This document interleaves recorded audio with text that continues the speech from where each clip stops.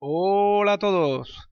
Bueno, hoy, como podéis ver en la portada, está claro, voy a hacer Hacía tiempo que no os hacía una sección de estas, que es de analizar un libro, ¿no?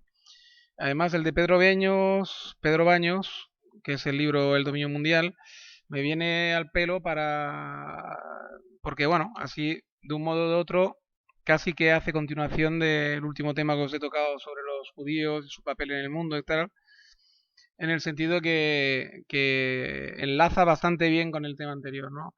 En el sentido que explica o pretende explicar bastante bien ese libro, digamos, cómo funciona un poco el mundo, digamos, a nivel geoestratégico, ¿no?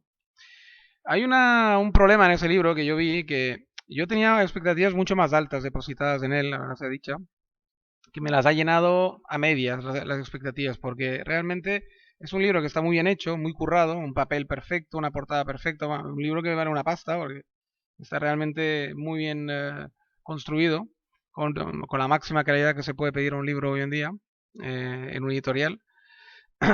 y, y eso está bien, pero luego hay muchísima viñeta. Para mí sobran viñetas, sobran mapas, sobra mucha viñeta de TVO. Para mí falta texto, falta reflexión, falta auténtico análisis y sobra mucho datos, acompañados de mucha parafernalia, de mapas, de tal. A quien le gusten los datos y recopilar datos así duros, como si fuera un informe militar, digamos, está bien, pero al que le guste más la reflexión y la lectura que no llenarse de datos y de esquemas y de gráficos y de viñetas y de tal, pues le va a sobrar como a mí. Yo soy más de la primera, ya podéis adivinar, y además los que me conocéis y seguís desde hace tiempo, que me gusta más la reflexión y me gusta más, digamos, el análisis, incluso la especulación, que no el puro dato y el puro intentar ser tan objetivos y tan científicos en el sentido un puro vomitar datos y puro vomitar, digamos, información numérica, ¿no? Y eso ahí peca un poco por ahí. Pero bueno, una vez dicho esto, sí que hay perlas, hay bastantes perlas que pueden ser útiles dentro del libro. Yo las voy a exponer rápidamente, unas cuantas que he prelevado yo.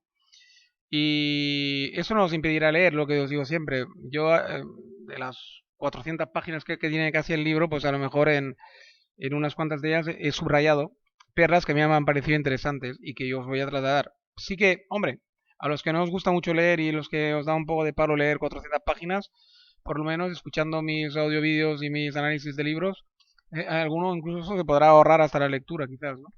Pero bueno, voy a empezar sin más dilación, porque si no se me va a comer el tiempo, que hoy he hecho una previsión de unos veintitantos minutos, espero no pasarme.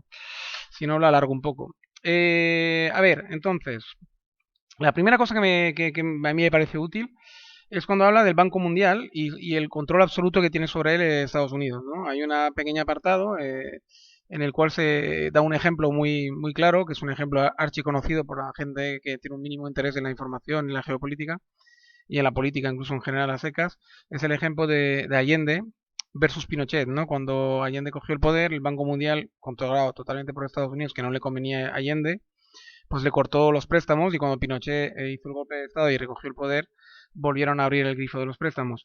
Detrás de todo esto está el relato, digamos, el relato que siempre nos han vendido, es la izquierda, bueno, la CIA, que quería derrocar un gobierno de izquierdas porque tal no les convenía, tal, que es, los relatos que hacen siempre para la plebe, para nosotros, para el pueblo llano, tiene partes de verdad, pero lo que te obvian y lo más importante, siempre lo obvian en los medios de comunicación, es el relato de la élite, que en la élite, digamos, militar, estratégica, política, de cada país y de cada gran nación, y sobre todo un imperio como Estados Unidos, un imperio mundial, no lo olvidemos, que es el jefe, digamos, ahora mismo del mundo, prácticamente. Y por lo tanto, digamos, el relato que realmente importaba ahí eran las minas de cobre. O sea, Chile para la élite es minas de cobre y cuatro cosas más. Pesca y cuatro cosas más. Para el pueblo, Chile es un país con habitantes y con sentimientos, etcétera. Para la élite, pensar que hay dos formas de pensar diametralmente opuestas. En la forma como piensa la élite político-militar y la forma como piensa, y la forma en la que piensa el pueblo raso, ¿no? Digamos, o sea, es decir, aquí la visión de la élite siempre es una visión estratégica, geopolítica, estratégica, y ellos ven los países por según qué minerales, qué recursos tienen en sus suelos y qué recursos brutos se pueden sacar de ese país. Punto. La gente importa un huevo, el pueblo importa un huevo y el relato que se venda, pues el relato que convenga. Si está de moda izquierda o derecha, pues izquierda o derecha. Si está de moda el tema racial, pues el tema racial. Es decir, eso lo tenéis que tener claro. Todo el que se quiera meter un poco en el análisis geopolítico tiene que ser muy frío y tener muy claro que hay dos relatos. Y que el relato que se nos cuenta normalmente al pueblo es el relato poético, el relato romántico. Pero detrás de todo romanticismo este, siempre está cosas mucho más pedestres y mucho más prácticas.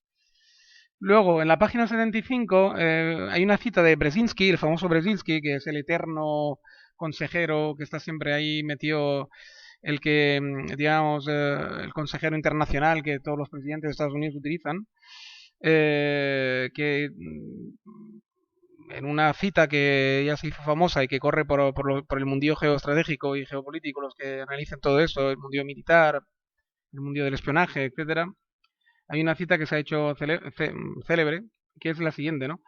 Que el Brzezinski dijo que a un presidente X, da igual porque por él han pasado tropecientos mil presidentes, que se debía evitar a toda costa una Europa que estuviera bien avenida con Rusia y que de alguna forma, digamos, pudieran, digamos, organizarse y depender solo una Europa con Rusia. Es que hay que pensar que una Europa con Rusia incluida sería una Europa totalmente independiente, que no tuviera, no tendría ninguna necesidad exterior, ¿vale? Prácticamente de proveerse de ningún tipo de mineral ni nada. Por eso Rusia le cuesta tanto entrar en conflictos en África y en otros lugares del mundo que no sean, que no estén directamente de alguna forma en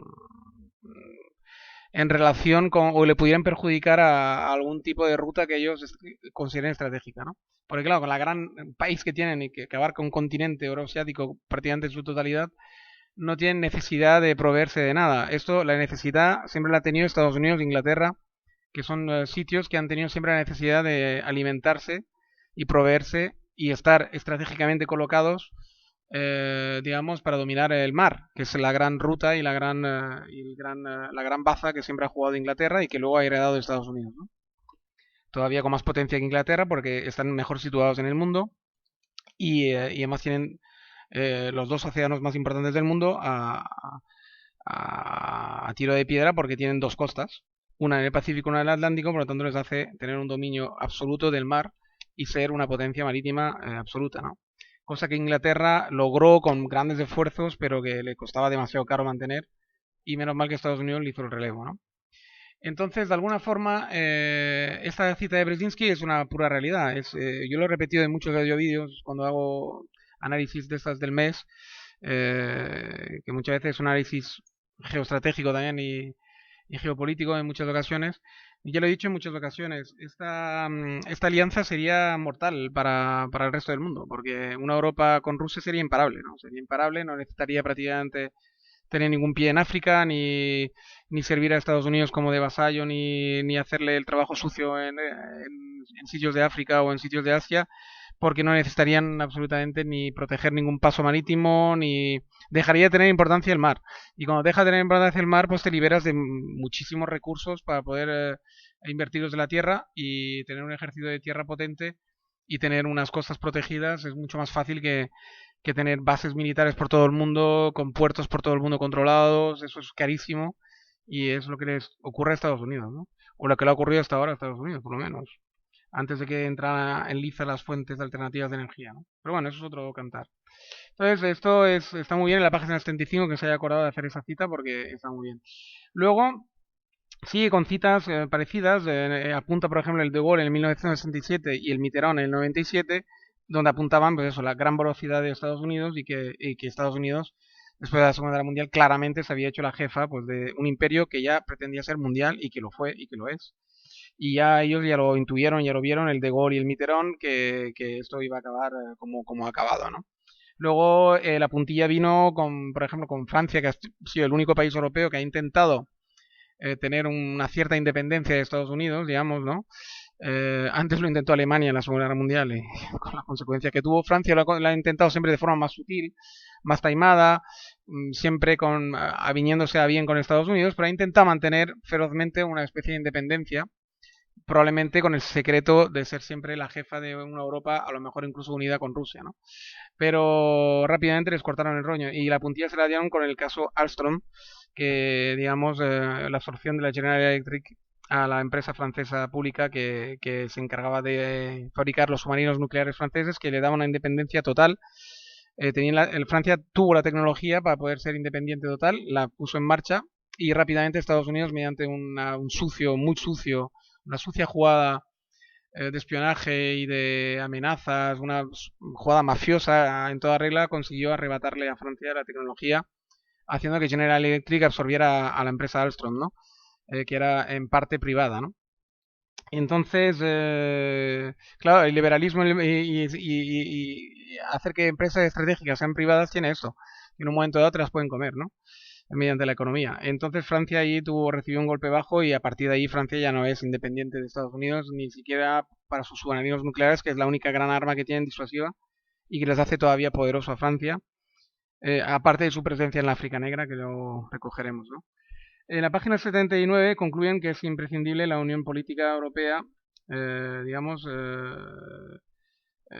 sería imprescindible para poder, digamos, hacer una Europa verdadera, pero que Estados Unidos jamás lo va a permitir y que probablemente muchos de los nacionalismos periféricos que han brotado por toda Europa en sus últimos 10, 15, 20 años sean debido a la mano negra de Estados Unidos, probablemente haciendo otra jugada rastrera contra Europa para que nunca en ningún caso haya una unión solamente económica, que es lo que a ellos les interesa, que seamos libre mercado, que es lo que les interesa, y que estemos siempre bajo la bota de Estados Unidos y vasallaje, que sobre todo nunca miremos a Rusia con buenos ojos y ellos quieren seguir así tal y como estamos, digamos, desde la Segunda Guerra Mundial.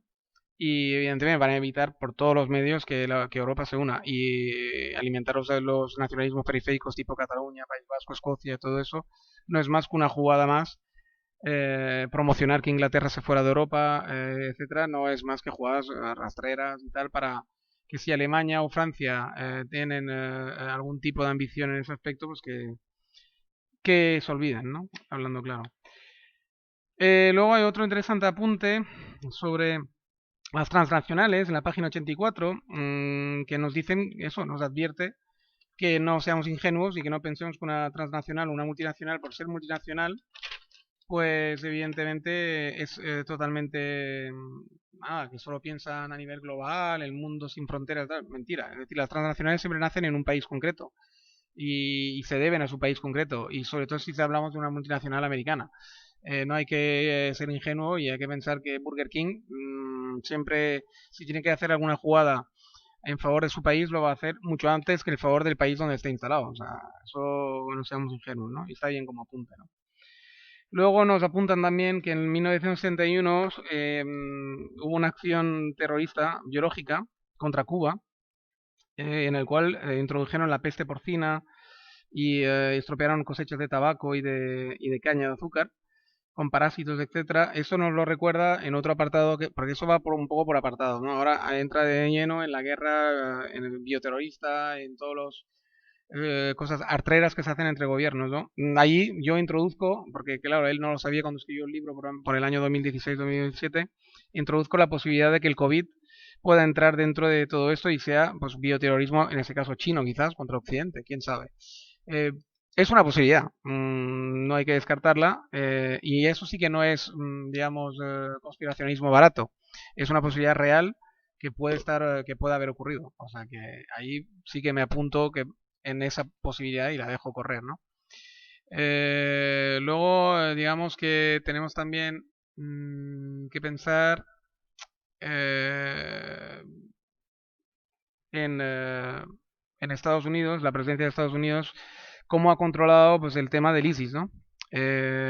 Junto con Arabia Saudita, con Qatar y con Turquía, ellos hicieron crecer al ISIS, luego, bueno, se les desmadró como se les desmadró y tuvieron que intervenir, pero todo eso es una jugada contra Rusia, una vez más. Irán es proclive a Rusia, eso ya se sabe, son dos regímenes que digamos, hacen guiños de ojo, y fue una guerra mediante proxies, como se hace en la guerra hoy en día, mediante, digamos, Turquía, Qatar y Arabia Saudita, pues Estados Unidos le hizo la guerra a Siria, básicamente, en Rusia, digamos, a Rusia, pero en Siria.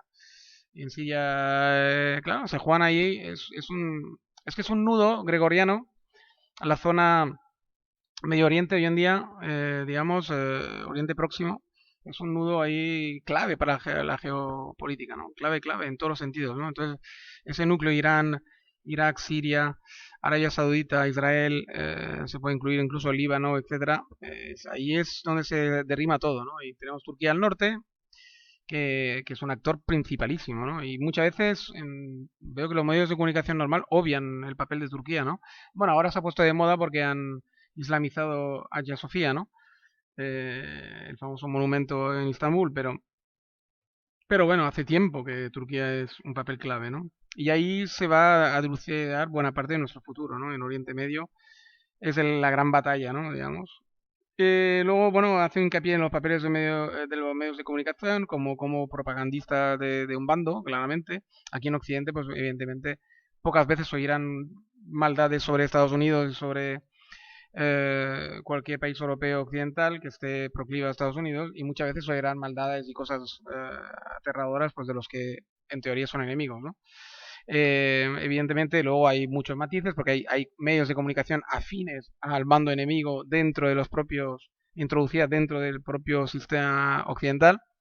Pensemos, por ejemplo, en Podemos y su televisión La Tuerca, que es financiada por Irán, por ejemplo, ¿no? O sea que claro, evidentemente eso es una guerra, entonces en las guerras todo el mundo se da golpes bajos, ¿no? Y ellos subterráneamente, Rusia y con sus satélites, Irán, Venezuela, etcétera, pues se introducen también como pueden ahí y contraatacan, ¿no? Evidentemente, ¿no? A los medios de comunicación globales que tienen Estados Unidos, que controla Al Jazeera y controla muchas, digamos, también en el bando supuestamente enemigo, ¿no? Y el papel del medio de comunicación es hiper importante, ¿no? En la página 160 nos dan claves sobre geoestrategia y las guerras y tal, y ahí está muy bien porque de alguna forma, claro, ahí es una cosa que yo repito muchas veces y me gusta que Pedro Baños lo haya también, haya hecho hincapié en este hecho. Me gusta que haya hecho hincapié en este hecho de que la Segunda Guerra Mundial había muchas claves geoestratégicas ahí en el relato que se nos da al pueblo llano, digamos, como siempre, se obvia, ¿no? Y se esconde o no se le da la importancia que se tendría que dar, que es el hecho de que básicamente Alemania entra en guerra contra Rusia porque necesitaba su petróleo. Estamos en las mismas. Alemania sí tenía la ambición de arrebatarle el trono de, del Imperio Mundial a Estados Unidos y a Inglaterra, pues tenía que tener Rusia por las buenas o por las malas. Entonces, a lo mejor lo intentó por las buenas al principio, vio que porque Estados Unidos probablemente metió baza ahí por muchas más razones, Rusia no le bailaba el agua y en mitad de la contienda decidieron atacarlo porque es que era vital. Ellos necesitaban el granero de Ucrania y necesitaban las tierras de minerales y de petróleo ruso para poder seguir funcionando y sabían que en caso de victoria era fundamental controlar Rusia, fundamental controlar Rusia y el este de Europa. Por lo tanto, digamos, eso se obvia muchas veces y se hace hincapié en el tema del racismo, del judío, de Hitler y tal y cual, y cuando en realidad todo eso es bastante, bastante secundario, si no terciario, comparado con toda la geoestrategia que movió a Alemania para ganar la guerra, ¿no? Japón lo mismo, se hizo aliado de Alemania y entró en guerra también en el Pacífico y en Asia, por lo mismo, porque Japón es un país que está totalmente desprovisto de muchísimos minerales y que le falta de todo, le falta petróleo, le faltan muchísimas cosas que estaban a su alrededor, que estaban en China, que estaban en el sur de Asia, que estaban en Oceanía, ¿no? Entonces necesitaba ganar sí o sí, incluso para aliviar la presión demográfica que padecía y las hambrunas recurrentes, necesitaba sí o sí tierras y por eso entró en guerra básicamente. Luego os pueden contar los cuentos chinos estos del imperialismo, de la crueldad japonesa, etcétera, pero en realidad es simplemente que una necesidad casi vital, ¿no? Después de la industrialización, que Japón además fue uno de los países que más industrializó y mejor y más rápido, se dieron cuenta que necesitaban, que está muy bien la industria, que está muy bien el mecanizar todo, pero que todo eso necesitaba muchísima fuerza, muchísimas calorías que había que robar de algún sitio y que había que conseguir de algún modo, ¿no? y si podía ser de forma barata, controlando los sitios de origen de esas calorías, de esas energías, pues evidentemente mucho mejor, ¿no?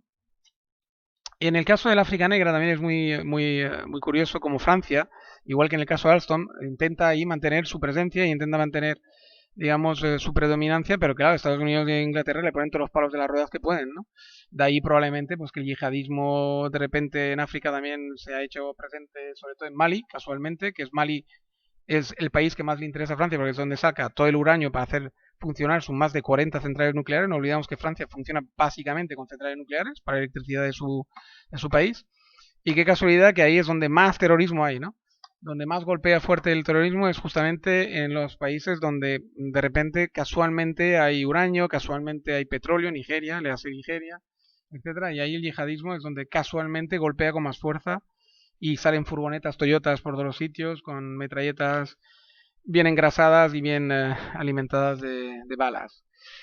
Eh, Evidentemente las oligarquías locales pues son un cómplice total, evidentemente, en el tercer mundo siempre de los actores principales, ¿no? Eso ahí dice una obviedad, pero que no está mal recordarlo, que son totalmente corruptas y sirven para sofocar cualquier rebelión del pueblo raso, de la plebe, que se intente montar cualquier país medianamente, digamos, bien montado con un modelo europeo, por ejemplo, ¿no? De protección social y tal, cosa que no le conviene en absoluto ni a Estados Unidos, ni a Inglaterra, ni a Francia, ni a nadie, hoy por hoy, mientras se siga necesitando esa cantidad brutal de materia prima de África, ¿no? No se pueden permitir tener países bien organizados que de repente piensen en su población, que piensen en darles buenas carreteras, buenas escuelas, etcétera, porque claro, todo eso encarecería muchísimo la materia prima. Podrían montarse un ejército potente y si hay un sistema político fuerte en países africanos, evidentemente se acabó el saqueo. Por lo tanto, está claro, ¿no? Luego el cine como también actor principal de la propaganda, digamos, de los medios de comunicación. China, que se ha dado cuenta rápidamente de eso, pues desde que ha entrado a saco como actor, que quiere, digamos, también erigirse digamos, en jefe del imperio mundial, pues se ha dado cuenta y ahora hace un pequeño apartado diciendo pues el muchísimo dinero que está invirtiendo China en cine, porque el cine evidentemente es un mecanismo de propaganda brutal.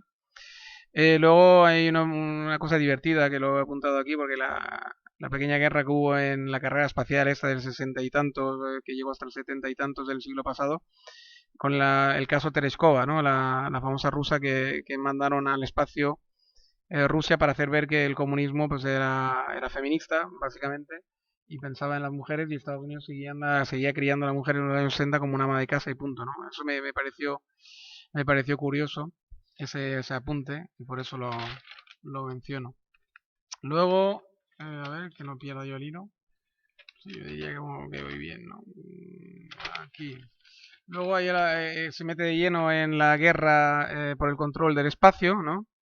Los satélites, como en el año 2014 China lanzó unos satélites muy raros con brazos que podían dañar a los de Estados Unidos, ¿no? Arrancándoles paneles solares o arrancándole cualquier pieza que pueda inutilizarlos, ¿no? Todo eso evidentemente es en vista a una posible guerra total donde los satélites jugarían un papel importantísimo, porque claro, cuando tú ciegas un satélite enemigo, estás cegándole los drones, los misiles guiados, etcétera, etcétera, ¿no? Me parece un buen apunte, porque pocas veces el pueblo llano y la gente normal nos acordamos de lo mucho que se juega en el espacio, no, a nosotros el relato que se nos vende es descubrir vida inteligente, descubrir nuevos planetas, exoplanetas, etcétera, la belleza del gesto de ir a explorar nuevos mundos, de conocer el espacio, pero en realidad el que mueve todo el tema del espacio es el complejo industrial militar de las grandes potencias, que son los que realmente, digamos, invierten el dinero y luego sí, una pequeña parte se va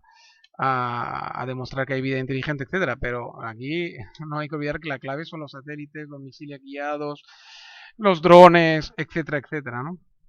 Y los satélites espías que pueden detectar una hormiga, porque nosotros, claro, a nosotros nos dan siempre la tecnología que llega al pueblo. Tenéis que pensar que la tecnología que nos llega a nosotros es una tecnología que ya hace a lo mejor 40 años ya está superada en los laboratorios militares, evidentemente. Si tú ahora tienes acceso a Google Maps, por ejemplo, de Google, ¿no? El Maps este, que nos permite muchas veces guiarnos con nuestros móviles, etcétera, cuando tenemos que buscar una calle. Entonces es una tecnología hiper vieja y desfasada, que probablemente ya se inventó en los años 60, 70 y que nos ha llegado a nosotros a partir del 2000, pero que eso es una tecnología que está desfasadísima. Probablemente con la tecnología que hay hoy en día, los verdaderos satélites militares pueden detectar probablemente una hormiga a nivel del suelo de cualquier país, de cualquier parte del mundo, ¿no? O sea, eso ya lo podéis tener por seguro. Y cuando esta fase esté superada, entonces nos darán permiso a nosotros de tener esa tecnología, probablemente, de poder ver una hormiga en el suelo de tu jardín desde el satélite, ¿no? Pero cuando tú puedas hacer esto, es que ellos ya podrán hacer otras cosas increíbles, ¿no? Eso hay que tenerlo muy, muy claro, ¿no? Claro, todo eso me hace pensar en la famosa, como ya reflexión interna mía, la famosa disidencia, ¿no? La famosa disidencia que se supone que hay en Internet, ¿no? Claro, porque el medio de comunicación de Internet se supone que las redes sociales y tal se crearon para contrarrestar, por decirlo de alguna forma, contrarrestar el poder digamos, de los medios de comunicaciones mainstream, que lo llaman, ¿no? Los normales, los de gran público, y poder dar una, digamos, una alternativa, una visión alternativa al mundo, ¿no? Cosa que desengañaros, quiero decir, allí lo dice bien claro él, los medios de comunicación evidentemente están totalmente controlados y la red no iba a ser... hay muchísimos agentes infiltrados ahí que manejan para que, digamos, en cada país, depende del sitio del mundo y de los intereses y el país dominante que tengas en tu zona, pues pienses, digamos, y actúes pensando que es un pensamiento propio tuyo, porque ahí está toda la magia de los medios de comunicación, que te inculcan, digamos, algo de manera que tú te crees que es un pensamiento, una opinión propia, que te has formado tú una opinión propia cuando es una opinión totalmente inducida por los millones y millones de machaqueo que te hacen mediante tele y tal, y los medios de comunicación que hace que incluso si apagas la tele y la radio, si estás en la red, te siguen machacando, ¿no? Por lo tanto, eso de que tenemos libertad solamente la tienes si eres una persona muy instruida, con muchas lecturas, muchas horas de pensamiento propio, entonces puede ser que sepas desentrañar el polvo de la paja. Por ejemplo, este canal, dentro de lo que cabe, intenta contrarrestar, pero yo no me las doy de lanzador de alertas digamos de disidente y de persona que va a abrir los ojos sobre, no, me las doy simplemente de que lo hago de la forma, digamos, más sutil y más honesta que se puede, que es simplemente justamente no dando detrás de esto, haceros ver que la única disidencia que puedes tener es esto, intentar pensar de una forma propia, escaparos un poco de pensar que toda la cosa que triunfe muy a lo bestia, todo youtuber que haya triunfado muy a lo bestia o toda cosa que triunfe muy a lo bestia, detrás, si no al principio, después, porque puede ser que al principio triunfen de forma natural, pero al después hay control probablemente, de una forma sutil o directa, pero hay control. Entonces, todos los que pensáis que viendo cosas mayoritarias que triunfan en la red, pensando que son cosas porque es el verdadero disidente que tal y tiene millones de seguidores, porque somos los que los iluminados. No, no. Probablemente, o sea, la disidencia de verdad es irte a un campo, desconectarte de todas las redes, no llevar teléfono móvil y plantar tus lechugas. Eso es disidencia de verdad, como decía un youtuber francés que escucho bastante, ¿no? Mientras estés conectado con el móvil o estés conectado con algo electrónico y a las redes o a la tele, no estás siendo un disidente, porque y si lo eres, te expones a que te controlen en cualquier momento. Por lo tanto, digamos, no existe, o sea, tenemos que partir de la base que no somos disidentes ninguno, ni pretendemos serlo. Yo por lo menos no pretendo serlo, digamos, de forma brutal o frontal, ¿no? Simplemente pretendo esto, que por lo menos nos dejen el resquicio de a la gente que nos gusta pensar, seguir pensando y de esa forma a lo mejor nuestro mensaje poco a poco pueda contrarrestar un poquito a toda la manipulación esta brutal que le hacen a la mayoría de la población, ¿no? Crear una pequeña élite, aunque sea, de unos pocos miles de personas que podemos estar un poco más despiertos, ¿no?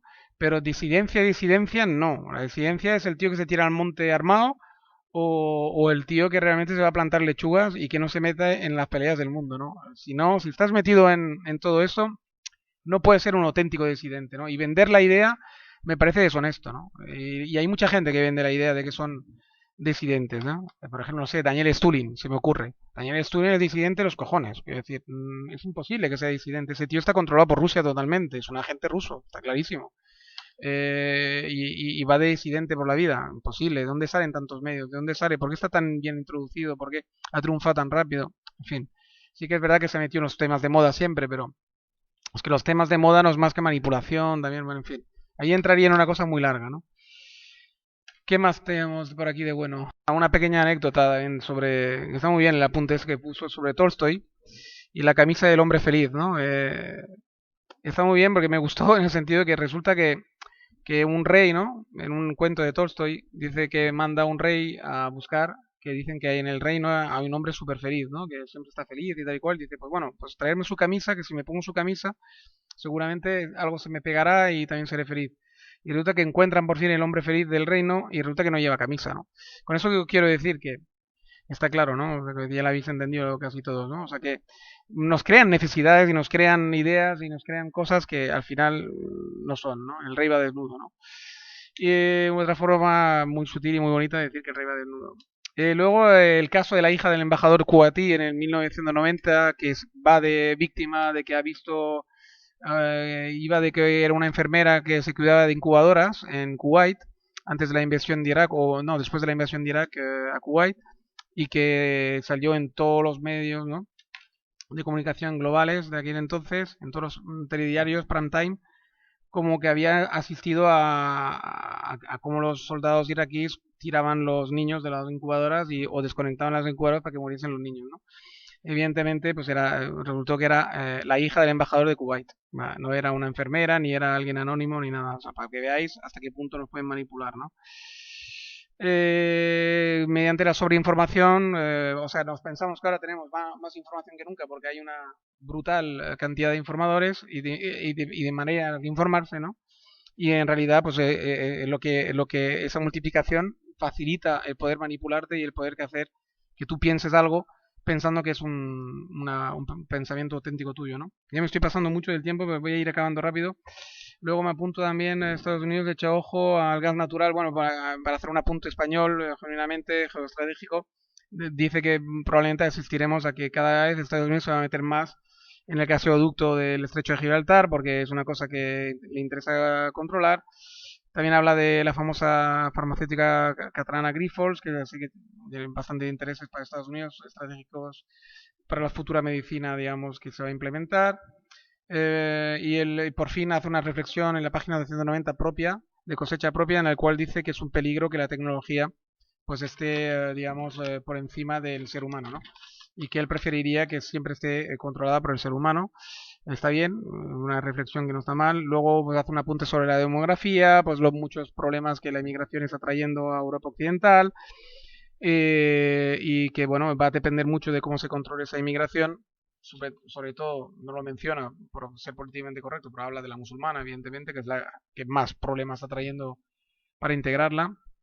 Y que si esta se consigue finalmente a integrar adecuadamente, pues será un beneficio para todos, incluso para sus países de origen, porque podrán retornar los hijos y los nietos de estos, algunos de ellos al menos, los mejores formados para intentar arreglar sus países, cosa que yo dudo, mientras sea necesario, pues eso, mantenerlos para que tengamos materia prima barata, al menos que cambie toda la mentalidad del mundo y del ser humano, cosa que espero, pero que no veo ahora mismo muy posible. Luego en la página 339 hace un apunte muy importante sobre la Primera Guerra Mundial y cómo digamos, fue el principio de la Primera Guerra Mundial de la disputa de liderazgo mundial, ¿no? Con ya la revolución industrial totalmente aposentada, la revolución burguesa aposentada, el capitalismo aposentado, pues ya solamente quedaba a ver quién era el jefe y quién se atrevía a ya gobernar el mundo entero, ¿no? Porque ya había los medios para poder hacerlo, la fuerza, la maquinaria, etcétera. Y Estados Unidos, pues entró en liza por eso, porque se presentó como candidata, Rusia, Alemania y Francia e Inglaterra se presentaron como candidatas también, y al final ganó el bando de Estados Unidos e Inglaterra contra el bando de Alemania, ¿no? La Segunda Guerra Mundial fue una vuelta de intentona de Alemania y sus aliados a ver si podían desbancar a Estados Unidos, cosa que no lograron, y por lo tanto estamos en el mundo actual, ¿no? Que es un buen resumen y tal. Luego hace un pequeño apunte sobre los lobbies judíos, la importancia que tienen a nivel de dinero, como siempre, y eso enlaza muy bien con mi anterior, digamos, audio-vídeo. Y claro, hace un pequeño apunte muy, muy ligero, no sé por qué, pero si yo lo ampliaré en el próximo audio-vídeo, volveré a hablar del papel de Israel, esta vez, en el mundo, y hablaremos del lobby judío, del dinero, etcétera, porque es muy interesante que os queden las cosas claras, claras, medianamente claras, que creo que con el primer audio-vídeo quedan las cosas bastante dibujadas ya, pero las voy a acabar de rematar porque creo que es importante, porque incluso veo que en la geoestratégica también se introduce a los judíos, cosa normal, porque el judaísmo al final es una religión, no hay que olvidarlo, y ellos están instalados en el mundo entero con nosotros y hacen parte de la geoestrategia de cada país donde están instalados, evidentemente, normal, es una religión, punto, no es un tema, digamos, si tú te introduces y estás bien, digamos, implementado en un sitio y pues al final eres un actor de ese sitio, es normal. Pero bueno, ya lo ampliaré y será divertido. Bueno, muchas gracias porque veo que hay muchísimos suscriptores más, que hay un goteo imparable ya casi. Y gracias a todos los nuevos, gracias a los antiguos, evidentemente. Y venga, nos vemos en el próximo vídeo. Como siempre digo, cuidaros mucho y nos vemos en breve. O nos oímos. Venga, chao, chao.